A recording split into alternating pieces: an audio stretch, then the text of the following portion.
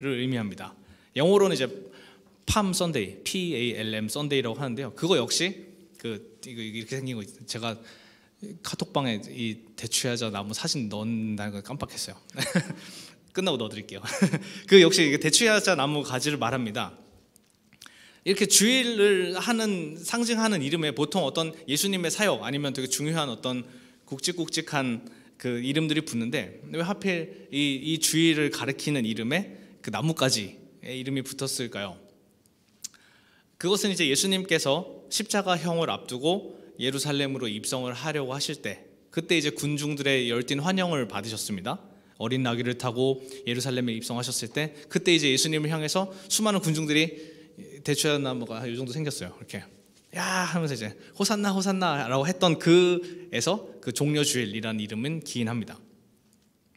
이번 이제 종려주일부터 오늘부터 해서 일월 화수목금 토까지 7일간은 이제 교회의 거룩한 주간으로 그리스도의 고난을 기억하고 기념하는 고난 주간입니다. 이 절기는 정말 세계 어느 교회 어느 종파에 가리지 않고 정말 다 같이 지킨 주간인데요.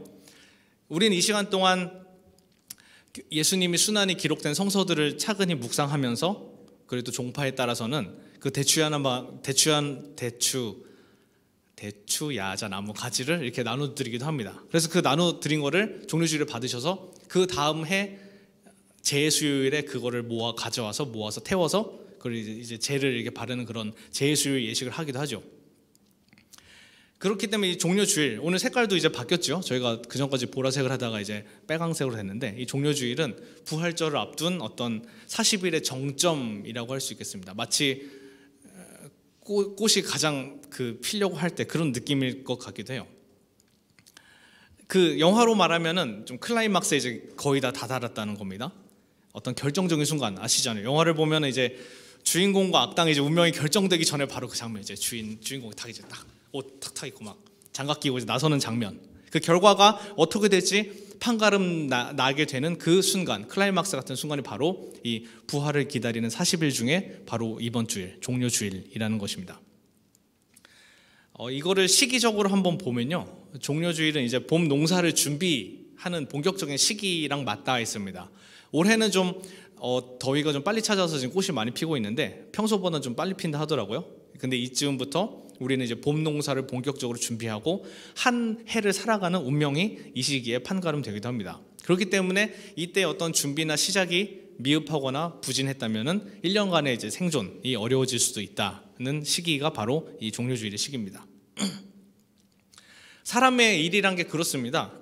사람의 일이 때로 이전까지 과정을 너무 잘 해오다가 어떤 마지막 결론과 끝에가 안 좋으면은 정말 전체 과정까지 마치는 그런 일들이 좀 덜어 있고요. 인생도 정말 뭐 사람 관계, 뭐 교우 관계, 사업 잘 해오다가 마지막에 실수로 무너지는 경우도 좀 많이 있습니다.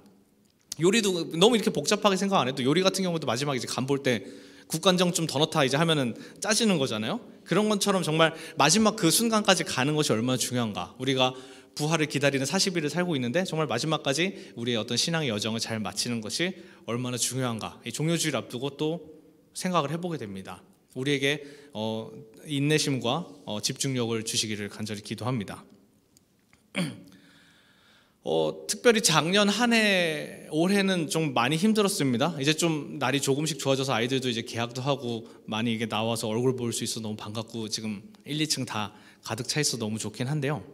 그래도 힘들었습니다. 정말 사람들의 진짜 안녕하십니까 할 때 그 안녕이 위협받고 그리고 사회에서 외면했던 어떤 사회의 취약점들, 그런 뭐 장애인 돌봄 아니면 취약계층, 사회복지나 모든 것들이 다 하고 있어도 챙기지 못했던 그 모든 부분이 드러나기도 했고, 많은 사람들이 죽어야만 했고, 정말 서로 손 안 잡아본 지가 꽤 되셨을 거예요. 악수해보고 이런 느낌을 가진 지가. 물론 저는 아이들 몰래 안아주고 그러긴 하지만 그런 이제 정말 그런 시절을 우리는 지나고 있어요. 정말 주먹 인사가 이제 익숙해졌죠.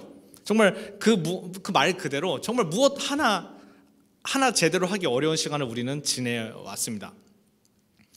그래서 이 시간을 지나오고 계신, 정말 부활을 기다리는 듯이 이렇게 계속 이 겨울이 지나서 이 봄을 기다리고 계신 것 같은 우리 나의 사랑하는 교회 여러분들에게 특별히 이런 말씀을 드리고 싶었어요. 서로 정말 고마웠다, 정말 수고하셨다, 이런 말씀을 좀 건네드리고 싶었습니다. 올해 주제가 함께하는 날들이잖아요. 여러분들과 교우님들과 함께하는 날들 덕분에 제가 그리고 교우 여러분들이 여기까지 올 수 있지 않았는가. 우리 서로 어떻게 보면은 조금씩 힘을 모아서 지탱해 준 거잖아요. 그런 마음이 들어, 고마운 마음이 들어서 이 시간 마음을 다해서 이렇게 서로에게 인사를 했으면 좋겠다라는 생각이 들었습니다. 단순한 5글자인데요. 고맙습니다라는 말을 앞뒤 좌우 이렇게 8방이죠. 앞뒤 좌우 이쪽 동북 이렇게 있잖아요. 8방향에 계신 분들 향해서 인사를 8방위에 계신 분들은 인사 나눴으면 좋겠습니다. 고맙습니다. 네. 저 뒤에 은혁이도 있고 우리 준규 형제도 계시고 고맙습니다. 네, 정말 고맙습니다. 오늘 본문을 한번 살펴보겠습니다. 주보에 나와 있죠. 오늘 본문은 특별히 마가복음의 두 군데에서 골라왔습니다. 마가복음의 1장하고 15장에서 골라왔는데요. 1장하고 15장 이제 마가복음의 시작과 끝 부분이라고 할 수 있겠습니다. 특별히 오늘 본문 마가복음 1장 9절에서 11절 그리고 15장 37절에서 39절은 마가복음을 이렇게 뚜렷하게 볼 수 있는 어떤 액자와 같은 역할을 합니다. 우당탕탕 사진전 이제 다음 주에 하는데요. 그걸 준비하면서 이제 제가 액자 같은 거 좀 고르고 있는데, 액자는 그냥 사진 어떤 작품의 틀에 불과합니다. 액자 자체로는 기능을 하기는 좀 어려워요. 근데 그 액자에다가 이제 어떤 그림을 담고 작품을 담았을 때 그 그림과 작품과 적절하게 어울려서 그 안에 있는 내용물을 또렷하게 더 잘 살려 보이게 하는 게 바로 액자의 역할이지요. 그런 면에서 오늘의 복음서 마가복음의 마가복음의 틀을 구성하는 이 액자 1장의 본문과 15장의 본문을 잘 한번 살펴보겠습니다. 1장의 본문하고 15장의 본문 한번 잘 살펴봐 주십시오. 그럼 두 본문을 꿰뚫는 어떤 한 단어를 찾으실 수 있으실 텐데요. 한번 이렇게 슥 보고 한번 단어를 찾아주시겠습니까? 어떤 단어가 가장 1장하고 15장에 공통된 단어가 있을까요? 물론 이제 이 세 번 한글 번역이 조금 달라서 이게 바로 눈에 띄게 찾기는 어려우셨을 수도 있겠지만, 하늘이 갈라진다라는 것과 휘장이 찢어진다라는 뜻의 그 쓰인 단어가 똑같은 단어입니다. 그러니까 뭔가 갈라지고 찢어진다라는 그 두 개가 이제 같은 어떤 이미지를 준다는 거죠. 이 본문 1장 10절에서 갈라지며의 그 고대 이제 그리스어는 이제 스키조, 뭐 분열증 할 때 이제 스키조프레니아 이렇게 스키조란 말 쓰죠. 그리고 15장 38절에 성전 휘장이 위에서 아래까지 찢어졌다라고 했을 때 역시 동일하게 그 찢어진다, 갈라진다, 스키조라는 단어가 쓰이고 있습니다. 이 본문, 이 액자의 본문을 보면서 우리는 이제 예수님의 그 세례 받으셨을 때 그 순간과 예수님이 십자가에 죽으신 그 순간이 같은 어떤 하나의 쌍으로 마가복음의 액자가 되어 있다는 것을 발견할 수 있고요. 동시에 하나 더 있습니다. 그때 이제 하늘이 찢어지면서 하늘에서 어떤 음성이 들려옵니다. 그리고 마찬가지로 예수님이 돌아가셨을 때는 그 로마군 백인 대장이 어떤 고백을 합니다. 예수님을 향해서 고백되는 말이죠. 그것들이 이게 한 쌍을 튼튼하게 이루고 있다는 것을 우리는 발견할 수 있습니다. 그러니까 어떤 찢어진다, 갈라진다는 동사가 우연히 겹쳐서 이게 됐다가 아니라, 이거는 복음서 저자인 마가가 좀 의도적으로 이제 어떤 앞뒤에 틀로서 배치해서 강조했던 부분이다 라는 것을 알 수 있죠. 마가복음을 읽는 독자로 하여금, 마가복음을 통한 어떤 설교를 듣는 사람으로 하여금 이런 구성을 통해 예수님의 사역을 소개하려 한다. 마치 카메라 프레임이 이게 16대 9랑 4대 3이랑 이게 느낌이 다르잖아요. 그런 것처럼 어떠한 틀거리를 읽는 독자로 하여금 주고 있다, 강조하고 있다는 것입니다. 이 액자형 구조를 통해서 마가복음을 읽는 독자들이 볼 수 있는 것은, 마가복음은 예수님의 사역은 예수님 세례로 시작해서 십자가로 끝난다는 것입니다. 예수님이 일생을 요약했었을 때 세례와 십자가라는 것입니다. 이거는 단순히 예수님의 생애만을 그리고 있는 것이 아니라 어떤 신앙인의 탄생과 신앙인의 최종적 운명을 말하고 있는 것처럼 들리기도 합니다. 예수님의 그 모든 사역이 세례와 십자가라는 틀 안에서 해석되듯이 우리 신앙인의 운명 역시 세례와 십자가라는 틀 안에서 해석될 수 있다는 말이죠. 평소에는 저희가 본문을 볼 때 이렇게 말씀을 큐티식으로 좀 이렇게 잘라서 보는 편이다 보니까 이렇게 전체적 흐름을 놓칠 때가 있는데, 이렇게 마가복음을 좀 구조적으로 읽었을 때 좀 볼 수 있는 부분인 것 같습니다. 이제 조금 더 이제 액자가 좀 이제 익숙해지셨죠? 세례와 십자가라는 틀이 좀 이제 익숙해지셨으니 본문을 조금 자세히 살펴보겠습니다.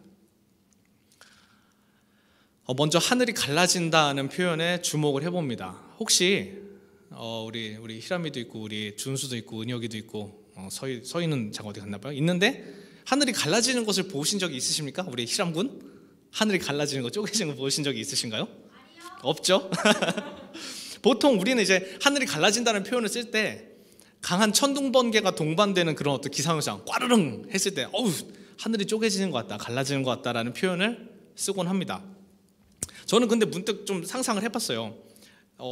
예수님이 세례자 요한한테 세례를 받으셨었을 때 그때 날씨가 어땠을까요? 우리 흔히 있는 그림이 있어요. 정말 맑은 하늘 쨍한 날씨에 사람들이 흰 두루마기를 입고 나른하게 줄 서가지고 예수님이 세례를 받으시면 저쯤에서 비둘기 날라오죠. 비둘기 날라오면서 하늘이 이렇게 커튼 열리듯 부드럽게 사르르 열리면서 인자한 목소리가 하늘로부터 들려오는 그런 장면을 상상을 하곤 하는데 어쩌면 좀 다르게 상상해 보고 싶기도 했었습니다. 이 하늘이 갈라진다는 말 때문에 한번 상상해 본 거예요. 날씨가 조금 흐리거나 마른 하늘에 날벼락치기 조금 드물잖아요. 그랬을 때 좀 날씨가 좀 흐리거나 막 폭우가 쏟아지는 그 꽝 하는 그 비장한 장면과 예수님 세례 받지는 않으셨을까? 뭔가 그런 생각도 해보고요. 그런 어떤 비장함을 위해서 왠지 더 그런 비 오는 날도 잘 어울리지 않았을까? 괜히 그래서 그런 거에 착안해서 마가가 이렇게 했나라는 생각도 한번 해봤습니다. 이제 물론 이제 지중해성 기후가 이제 그 지역에 있다 보니까 대체로 좀 날씨가 좋은 경우가 많았을 테고요. 그리고 요한도 이제 세례 집회를 하려면 아무래도 좀 좋은 날 해야지 사람이 많이 오지. 비 오는 날 하겠습니다라고 하면은 1000명 올 경우 한 100명 오잖아요. 그러니까 좀 그게 그럴 수 있겠지만 때론 좀 우리에게 어떤 익숙했던 그 장면이나 상상을 바꾸어 봄으로써 성서를 조금 더 입체적으로 묵상할 수 있다. 그게 도움이 될 수도 있다라는 점입니다. 벌써 이제 예수님의 그 세례 장면이 그 궂은 날씨와 맑은 날씨 이게 입체적으로 좀 상상이 되시잖아요. 이런 여러 가지 좀 풍성한 감각을 가지고 이 하늘이 갈라진다는 의미를 좀 더 살펴보겠습니다. 예수님의 세례받는 장면 다시 한번 볼게요.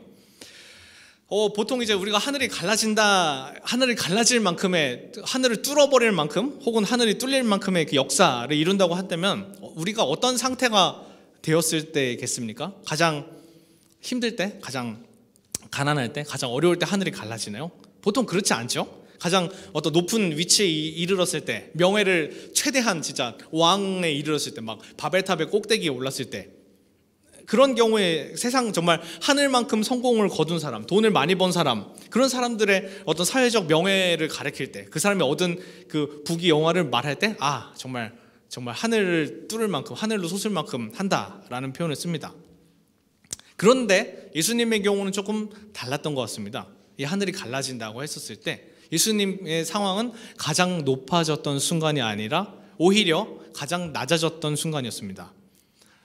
요단강에서 요한에게 세례를 받으실 때 그때 이제 하늘이 갈라졌다고 성서는 전합니다. 우리 신앙의 입장에서 봤었을 때 예수님이 굳이 누군가의 세례를 받으실 필요가 없는 분이다라고 생각될 때 있습니다. 혼자서 이미 다 어떤 하나님과 일체되신 분이시잖아요. 그럼에도 예수님께서 요한에게 세례를 받으신 것은 어떤 그 하나님이라는 그 천상의 능력, 완전한 어떤 세계가 한 부족한 인간, 세례 요한이 정말 모든 인간 가운데 가장 뛰어났다고 했지만 그래도 인간이지 않겠습니까? 화도 내고 막 짜증도 내고 막 옆에서 아유 막 이렇게 했을 거 아니에요? 그런 사람한테 세례를 받는다. 이거는 어떤 한 인간의 세례를 받는 겸손함, 한 완전한 세계가 어떤 이 부족한 한 인간에게 세례를 받는다라는 그 겸손함을 우리는 볼 수 있습니다. 그 겸손함으로 하나님의 나라가 이 세상에 다시 태어난다. 그 정말 완전하고 위대하지만 그 일이 우리 작은 한 인간을 통해 이루어진다라는 것을 증명해주는 정말 놀라운 사건이 바로 예수님의 세례 받음의 사건이다라고 생각합니다. 또한 이 세례를 주는 이 세례자 요한에 대해서도 한번 살펴볼 필요가 있습니다. 세례자 요한은요 어떤 사람이었나요? 당시 이제 구약의 어떤 예언자 전통을 잇는 사람이었습니다. 당시 유대 성전에서 1년에 한 번씩 막 제물도 바치고 대속죄일에만 사람이 회개하고 막 새롭게 될 수 깨끗함을 받을 수 있고 성전세를 내야 하고 제물을 바쳐야지 그 유대 종교 사회의 구성원으로 살아갈 수 있던 그 시절에 그때 이제 세례 요한의 세례 매년 해야 되는 그 예물 드리는 그 성전의 제사가 아니라 정말 한 번에 물로 세례를 받을 수 있다라는 그 제안은 정말 파격적인 것이었습니다. 한 번의 세례로 죄사함을 받을 수 있다는 그 요한의 선언은요 이게 살면서 회개를 단 한 번 하면 됐다, 뭐 이런 어떤 구원파적인 그런 게 아니라요, 정말 매년 성전세를 바칠 여력도 안 되는 사람들, 정말 그렇게 하지 않으면 사회의 어떤 구성원이 되지 못하고 정결하지 못해서 사회 밖으로 쫓겨나야 되는 사람들, 정말 기회를 잃어버린 사람들한테 종교의 어떤 권력이 주었던 그런 억압, 사회적 억압이 아니라 그 사람들을 향해서 어떤 해방을 선포하는 것과 같다고 할 수 있겠습니다. 너희들 이렇게 매번 고생해서 하는 것이 아니라 정말 너희의 마음이 여기서 새롭게 출발하는 것이 중요하다라고 세례 요한은 선포했다는 것입니다. 그 세례 요한의 세례를 받기 위해 정말 수많은 사람들이 몰려들었다고 합니다. 근데 지금으로 하면 뭐 그 성전의 세례나 요한의 세례 이게 무슨 차이지, 좀 이렇게 와닿지가 좀 않아요. 저희가 매년 어떤 성전에서 제사를 드리고 종교세를 받고 그런 상황이 아니니까요. 지금은 저희는 어떻게 보면 자유로운 신앙인의 관점을 살고 있기 때문에 좀 그 관점이 좀 와닿지는 않지만, 그러니까 좀 역사적으로 봤었을 때 동학농민운동이나 가난한 어떤 민중들 봉기를 살펴봤었을 때 그들에게 없던 권리를 되찾는 그 힘, 그런 것들이 아마 세례 요한의 세례를 통해서 느껴지지 않았을까, 그렇게 역사를 되짚어서 저는 상상을 해봅니다. 그렇기 때문에 세례자 요한의 사역을 한마디로 요약하면은 사람 위에 사람이 없다는 말로 요약을 할 수 있겠습니다. 어떤 한 종교 제도가 이렇게 만들어 놓은 제도, 사람들이 만들어 놓은 어떤 권력, 신분, 재산의 많고 적음으로 어떤 한 사람의 존재가 판가름될 수 없다는 선언인 것입니다. 그런 의미에서 예수님의 사역은 세례 요한의 세례를 받음을 통해서 그런 예언자적인 외침, 하나님 나라의 선언, 사람 위에 사람이 없다라는 것을 계승하는 측면에서 그 의미를 갖습니다. 오죽했었으면 그 하늘의 권세가 그 한 사람에게 겸손히 무릎을 꿇었겠습니까? 그 말은 사람 위에 사람이 없고 서로가 서로를 섬기는 곳이 바로 하나님 나라다라는 것을 선포하는 것이 바로 예수님 세례의 장면이라는 것입니다. 또한 세례는 개인적인 관점에서도 저희가 생각해 볼 수 있습니다. 다 많이 세례를 받으신 분도 많으시고 그렇지 않은 분도 계신데, 개인에 따라 좀 경험이 다르지만 저는 그래요. 저는 이제 세례를 중학생 때 99년 3월 28일이었습니다. 그 날짜도 기억해요. 왜냐면은 신학교 원서 쓸 때 그 날짜 모르면은 안 써주거든요. 그래서 혼나면서 외웠어요. 그 중학생 때 단체로 주는 교회를 다녔습니다. 교회가 좀 규모가 있었어서 중3이면 애들은 다 세례교육 반에 막 다 집어넣어지고, 그 끝나면은 막 낄낄대면서 서로 3-4명 앉아있다가 담임 목사님이 부어주는 그 차가운 물, 그 기억만 나요. 물이 볼을 타고 흘렀는데 그게 좀 차가웠다, 그 기억만 나요. 저는 안타깝습니다. 다시 세례를 한번 더 받을 수 있다면 다시 받고 싶어요. 네, 저한테는 그렇지만 신앙의 여정 가운데 만나보게 된 몇몇 분들의 세례 장면들 정말 인상 깊게 남아 있습니다. 정말 한 청년이었는데요, 정말 이전에 어떤 그릇되었던 혹은 자신이 좀 이렇게 잘못됐다라고 생각했던 삶을 진짜 진심으로 청산하고 정말 가슴 깊이 뉘우치면서 그 많은 증인들과 친구들 앞에서 정말 눈물을 뚝뚝 흘리면서 세례를 받던 한 친구의 모습이 저는 아직도 정말 생생하게 생각이 납니다. 그리고 함께 세력을 준비하면서 어떤 이야기를 나눴던 제주도에서 사역했을 때 청소년 친구들도 생각나고요. 그 친구들도 인생의 어떤 시작점에 있었잖아요. 그리고 저희 나이 사랑하는 교회에서 처음 베풀어졌던, 여기서 했었죠, 동아 형제 세례식도 이렇게 생각이 납니다. 참 따뜻했던 순간, 뭔가 그 사람의 신앙이 새롭게 출발했던 순간 참 따뜻하고 감격스럽게 남아 있습니다. 정말 세례는 다시 태어난다는 말이잖아요. 거듭난다는 말처럼 어떤 누군가의 주입이나 누군가의 강요, 누군가의 등 떠밀어서 교회 나오는 것이 아니라 정말 내 스스로 내 신앙 안에서 정말 새로운 하나님의 나라라는 세계에 내가 눈을 뜨고 정말 다시 태어나는 순간, 이전의 삶에 정말 헛된 부분들을 이제 더 이상 하지 않고 새로운 삶의 방식으로 살아가는 그 결단의 순간, 그 정말 인생에서 다시 새롭게 다시 태어나서 걸음마를 다시 걷는 그 순간은 정말 하늘이 활짝 열려서 마음껏 환영해 주는 것처럼 느껴집니다. 정말 그랬을 때 하늘은 정말 마음껏 자기 자신 열어서 마치 한 아이의 탄생을 축복하듯이 그렇게 하늘이 갈라지고 열린다는 것입니다. 그 이 신앙의 여정의 시작에서 정말 하늘이 갈라지고 그 틈으로 들려오는 한 소리가 있었습니다. 너는 내 사랑하는 딸이다. 너는 내 사랑하는 아들이다. 가난하고 억압받던 이들이여, 너희는 진실로 나의 자녀다. 이제 너희를 올감했던 옛 시대의 사조들과 관습들, 죄악들은 이제 사라지고 이제 새 하늘과 새 땅이 너희에게 열릴 것이다 라고 선포되어지고 들리는 하나님 나라의 놀라운 시작을 이 세례 장면을 통해서 느낄 수 있으신가요?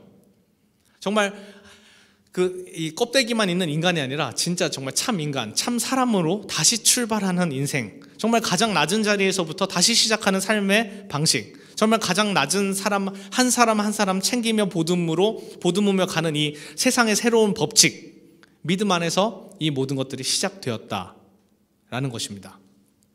그런 믿음을 가지고, 그런 마음을 가지고 마가복음 1장 9절에서 11절 말씀을 다시 한번 조금 천천히 읽어보려 합니다. 함께 읽었으면 좋겠습니다. 마가복음 1장 9절에서 11절 말씀 읽어보겠습니다. 시작. 그 무렵에 갈릴리 나사렛으로부터 오셔서 요단강에서 요한에게 세례를 받으셨다. 예수께서 물속에서 막 올라오시는데 하늘이 갈라지고 성령이 비둘기같이 자기에게 내려오는 것을 보셨다. 그리고 하늘로부터 소리가 났다. 너는 내 사랑하는 아들이다. 내가 너를 좋아한다. 네, 이제 좀 세례 장면이 조금 이렇게 입체적으로 생생하게 좀 더 들리시죠? 이제 15장의 본문을 한번 보겠습니다. 이제 15장에 이르러서는요, 예수님의 죽음과 함께 그 성전의 휘장이 위에서부터 아래로 이렇게 찢어집니다. 갈라집니다. 사람이 겪을 수 있는 순간에 꼭 한 번씩 겪게 되는 순간이 있다면요, 그것은 바로 태어나는 순간과 죽는 순간일 것입니다. 태어나는 순간은 좀 울음소리와 환호성에 뒤섞여 있기도 하고 내가 많이 깨닫지 못하는 순간이다 한다면, 죽는 순간은 정말 비통과 슬픔에 묻혀 있고요, 정말 내가 언젠가는 직시해야만 하는 그런 순간입니다. 누구나 인간은 공평하게 그 두 순간은 반드시 경험하고 깨닫게 됩니다. 예수님이 돌아가셨습니다. 사람이 죽었습니다. 정말 하늘이 갈라지는 것과 같습니다. 정말 이 하늘이 갈라진다는 표현을 이랬을 때 어떤 아까 말씀드린 어떤 기상 상태에 해당하는 것만 아니라 마음의 상태를 표현해 주기도 합니다. 그런 경험 해보셨나요? 정말 죽음과도 같은 그 절망적인 순간이 찾아왔었을 때 정말 하늘이 정말 무너지고 쪼개지는 기분이 납니다. 아무리 뭐 하늘이 맑던 흐리던 어쨌든 상관없이 하늘 정말 막 쾅쾅쾅 하고 그냥 내 모든 세계가 쪼개지는 것 같은 그런 소리가 들려올 때가 있습니다. 정말 너무나도 괴롭고 힘들 때 말이죠. 그런 괴로운 부분도 있지만 동시에 그 죽음의 순간이라고 한다는 것은요, 그 사람이 누구였는가가 가장 또렷하고 분명하게 결정되는 순간이기도 합니다. 앞서 본문에서 예수님의 그 세례 받으심이 하늘에 의해서 증명되었습니다. 예수님이 세례를 받으실 때 너는 내 사랑하는 아들이다, 내가 너를 참 좋아한다 라고 하늘에 증명되었다면, 이번 15장에서 예수님의 죽으심은 누구에게서 증명되었을까요? 오늘 본문을 보시면 바로 그 이방인 로마 군대의 백인대장에 의해서 증명이 되고 있습니다. 한번 15장 말씀을 보시면 그때 성전이 두 폭으로 찢어지고 39절입니다. 예수를 마주보고 서 있는 백부장이 예수께서 이와 같이 숨을 거두시는 것을 보고서 말하였다. 참으로 이분은 하나님의 아들이셨다. 참으로 이분은 하나님의 아들이셨다. 아시다시피 이 백인대장, 백부장이라 하죠. 이 백인대장은 어느 사람이었습니까? 이 백인대장은 유대 팔레스틴 지역을 식민지로 삼고 있는 적국의 군인입니다. 좀 더 우리 역사로 표현해 쉽게 말하면 일본군 순사 중에 오야예요. 오야지. 그런 사람이에요. 네. 예수님의 처형을 실행할 그 당시 그 집단의 하나겠죠. 몇 군단, 몇 소대, 몇 백인대가 예수님 십자가 처형에 함께 했겠죠. 그 작업을. 이왕이면은 조금 이 증언이 예수님을 따르던 사람의 입에서 나왔으면 얼마나 좋았을까요? 예수님이 가장 친근 베드로가 멀리서 닭 우는 거 이제 피해 있다가 저쪽에서 이제 봤어요. 예수님 진짜 나 구주셨어. 이러면 얼마나 감동적이었을까요? 근데 오히려 예수님의 사역과 정말 가장 관계가 먼, 정말 그 유대 팔레스타인 지역을 엉망으로 만든 그 로마군의 그 백부장, 그 가장 실행자죠.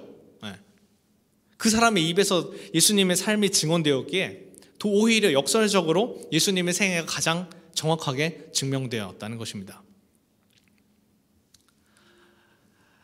언제부턴가 저희가 이 속한 이 한국 기독교 문화에서 조금 어떤 타종교인, 이방인, 소수자 이런 사람들, 좀 교회와 좀 멀리 떨어진 사람들에 대해서 좀 저희는 이렇게 등한시해왔던 것 같습니다.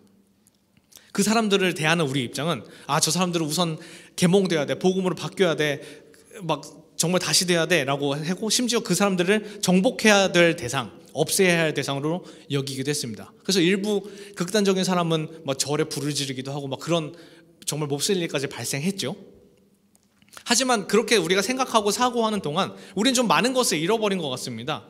이 정말 모든 종교와 인종, 이 세계가 정말 한마음 한뜻으로 정말 하나님의 놀라운 일들을 할 수 있는 기회를 놓쳤던 것 같습니다. 그리고 작게는 지역사회의 일원으로서 어떤 선교적 교회로 살아갈 수 있는 실력을 기르지 못한 부분도 있습니다. 이번 코로나19로 좀 명확하게 깨달아지고 있습니다. 정말 교회의 죽음과도 같은 시기, 정말 그 대성전의 휘장이 찢어지는 것과 같은 이 시기를 보내면서 더 절실히 느껴집니다. 그렇기 때문에 우리는 교인 10명의 고백이 너무 소중하지만 그만큼 과연 저 멀리 있는 그 백인대장 1명, 저 있는 이방인의 1명, 타종교인의 1명의 고백을 우리가 중요하게 들을 수 있어야 한다는 것입니다.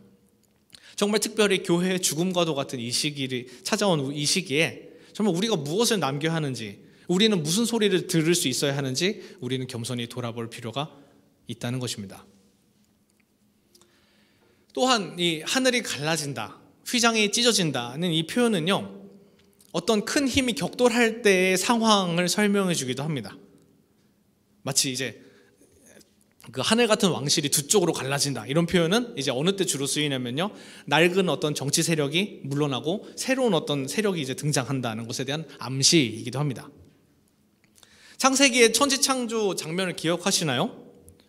그 중에서 이제 나뉜다는 표현이 이제 물과 물이 나뉘고 하늘과 땅이 생기면서 뭔가 구분되어지고 쪼개지면서 그때 이제 바벨론 포로 시기가 아닌 정말 새로운 땅, 정말 새로운 포로 시기가 아닌 새로운 역사가 쓰여지는 시점이 구분된다라는 것을 말하기 위해서 창세기 1장의 그 천지창조의 비유는 그렇게 사용됩니다. 그런 표현으로 쓰여집니다.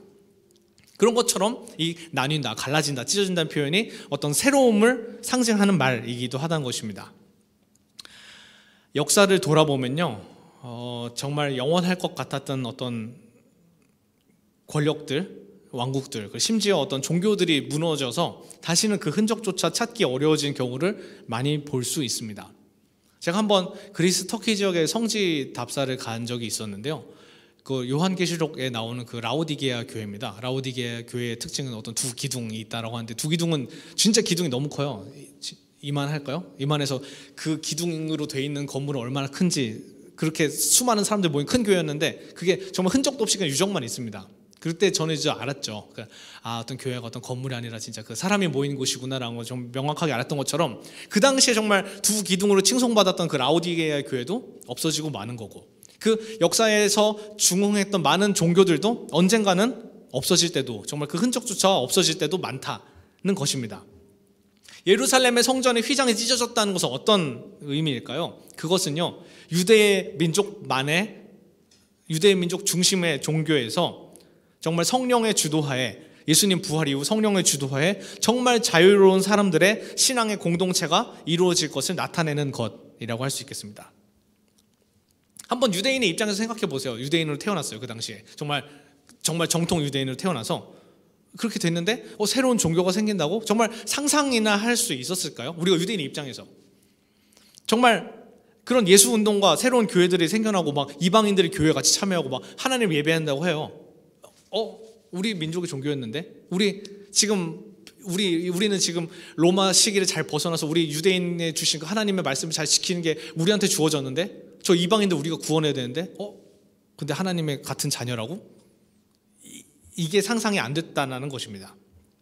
오직 유대민족만의 하나님의 은총이 어떻게 이방인들, 그것도 할례 받지 않고 다른 음식들을, 거룩하지 않은 음식들을 먹는 사람들까지 임할 수 있었습니까? 그들은 상상하지 못했습니다. 이스라엘 민족의 회복, 오로지 성전의 재건만을 바라보다가 정작 이 세상을 사랑하시는 하나님의 나라를 상상하지 못했다는 것입니다. 그러기에 성전은, 그 유대교는 결국 예수님을 죽음으로 몰고 가야만 했습니다. 그 성전은요, 예수님의 육체를 죽이는 데까지는 성공을 했습니다. 그것도 십자가에 달아서 처참하게 죽였지요. 하지만 정말 물밀듯이 차오르는 그 어떤 새로운 시대를 향한 사람들의 갈망과 하나님 나라 운동, 그리고 성령에 의해서 새롭게 태어나는, 정말 들의 풀처럼 마구마구 태어나는 그 교회 운동들을 그 유대인들은 막을 수 없었습니다. 오로지 대제사장만 1년에 한 번 그 휘장을 지나서 들어갈 수 있었던 그 성막의 휘장이 찢어지고 누구나 자유롭게 성령 안에서 기도를 통해 하나님과 마주할 수 있는 세상이 열렸다라는 것입니다. 그 자유를 우리도 누리고 있고 마찬가지로 교회 밖에 있는 수많은 사람들도 누리고 있다는 것입니다. 이렇게 마가복음 1장과 15장에 걸친 이제 이 액자식 구성을 보면서 복음이라는 삶에 도전하고 있는, 이 함께 하고 있는 모든 이들에게도 이 말씀은 동일하게 적용이 됩니다. 완전하죠. 하나님 나라. 정말 완전하고 완전 무결하고 그냥 완벽하잖아요. 그 하나님 나라가 갈라졌습니다. 하나님 나라가 쪼개졌습니다. 좀 어떻게 느껴지시나요? 하늘이 갈라졌다는데, 하늘이 성전의 휘장이 찢어졌다는 좀 불안하게 느껴지지 않으신가요? 뭔가 이제 하나님 나라 이제 끝나나? 뭐 그런 생각 안 드시나요? 그렇게 불안해 보일 수도 있겠지만 그 불완전한 틈 가운데서 다른 어떤 것이 아니라 사랑의 음성이, 정말 위대한 신앙의 고백들이 태어났습니다. 한번 우리 인생을 생각해 보시죠. 우리가 언제는 완벽해서, 우리가 너무 완전 무결해서 서로를 믿고 서로를 사랑했던가요? 우리가 너무 내가 대단해요. 그렇기 때문에 내가 너 좀 사랑해 줄 수 있어. 그래, 아니 너 괜찮아, 내가 한번 사랑해 줄게. 이렇지 않았잖아요. 우린 서로 너무 부족하기에 서로를 사랑할 수 있었던 것 같습니다. 성경 말씀에서 사랑은 그 모든 허다한 죄를 덮는다라는 말씀을 다시금 기억해 봅니다. 정말 갈라진 그 하늘 틈으로, 정말 찢겨진 휘장으로, 정말 상처 입은 주님의 그 몸을 통해서 아이러니하게도 역설적으로 우리는 구원을 받았습니다. 하늘나라는 쪼개지고 실패했는지 모르겠지만 그 덕에 우리 인생은 구원을 받을 수 있었습니다. 우리는 그 소식을 복음이라고 부릅니다. 그 복음을 믿으시나요? 그 복음이 우리에게 정말 와 닿으시나요? 정말 예수님의 그 삶을 통해서 새로운 삶, 새로운 시대에 대한 환희가 펼쳐졌고요. 예수님의 죽음을 통해서 새로운 시대가 열렸습니다. 이 마가복음을 읽는 독자로 하여금 그 액자 안에, 그 틀 안에, 그 사진 안에 이렇게 함께 찍히기를 성서는 어떻게 보면 요청하고 있는지도 모르겠습니다. 단체 사진 같은 거죠. 오늘 이제 종려주일입니다. 아까 말씀드린 대로 종려주일입니다.